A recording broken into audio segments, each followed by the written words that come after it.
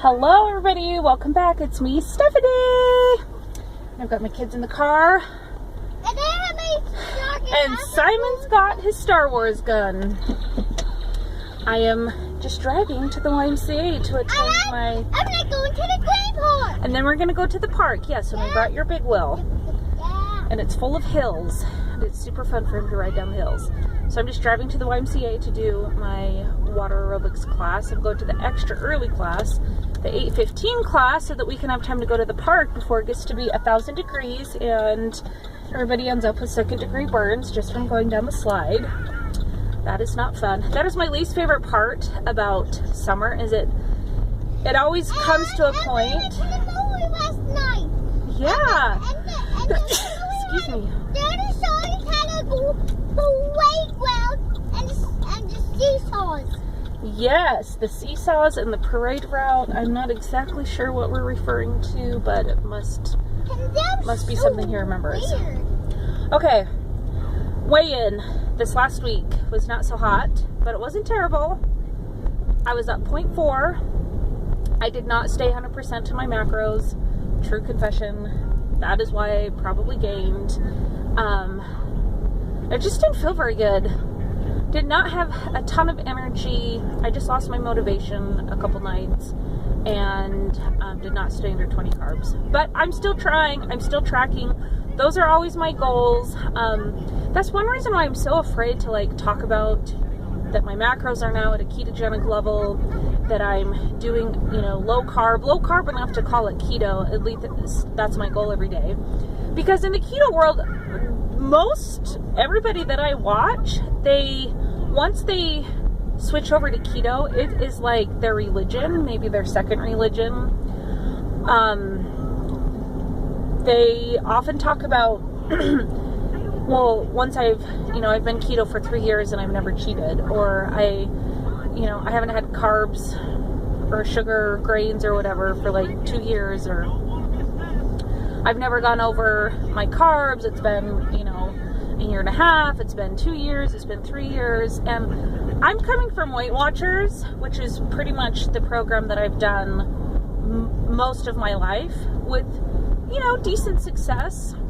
Not as great a success as some people, but it's very common among all of the other diet and lifestyle communities that I've been a part of, that you just have a bad day where you screw up, you eat over your points, and then you have a game plan to get back. So maybe you increase your activity to make up for those extra points or, calories that you ate. Maybe for the next few days you eat a little under. But with the carbs, it's there's no recouping the fact that you ate too many carbs, other than just waiting to get back into ketosis. I don't know, it just seems like I'm very nervous to say, oh yeah, I'm doing keto, because I still kind of anticipate a certain level of failure for myself.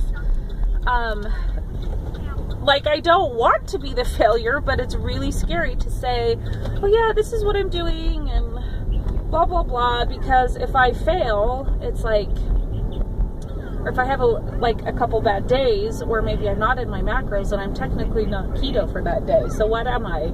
Am I the keto dropout, the low carb loser? I don't know. I think I just am so intimidated by the people who commit and then it's 100%, because I struggle to do that. But I know that is the critical tipping point that makes you a ketogenic dieter. So anyway,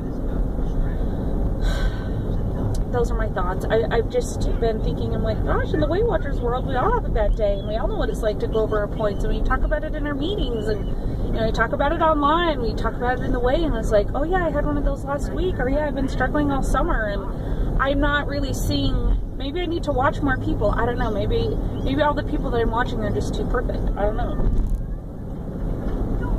So those are my thoughts that I've been having this week. So still sticking to the low carb. I'm spreading my meals out a little bit differently. the 2 meals a day, sometimes I like it and then other times I don't.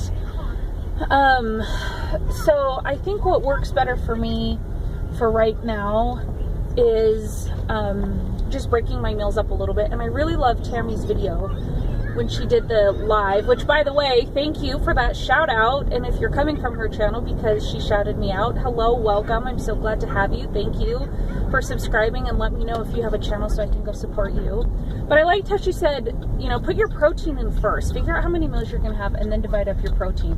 That probably seems like such a no-brainer, but for me, that was not a no-brainer. That was like the best idea ever. So I'm trying to do that so that I don't get to the end of the day and my macros are really off, or I have too much fat or too much protein or whatever. So anyway, I'm at the YMCA. I cannot wait to go get in that pool and work my little hiney off and strengthen my core. That's what I love most about deep water aerobics. It's not necessarily that it's like this incredibly challenging workout, but it's like a really great workout for the core.